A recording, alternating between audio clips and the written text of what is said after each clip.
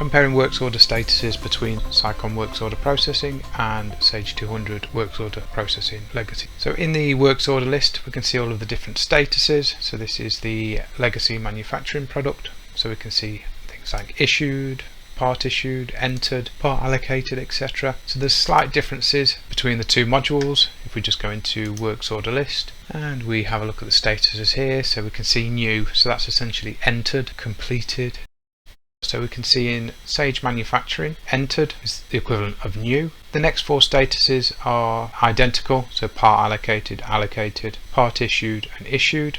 So the difference comes in here. So in Sage Manufacturing we're completing a works order and then closing that works order. In Sicon Manufacturing we are booking the works order and then marking it as completed. So they're exactly the same as in the functionality, as in we're booking in some finished item. We're either booking in or completing some finished item, booking in the full works order and completing the full quantity on that works order. And then the final stage is closed in Sage. That's where your manufacturing postings are posted, so the nominal postings, and you essentially then can't change anything on the works order. And the same with Sicon Manufacturing. Once you've completed that works order, that's when your nominal postings occur.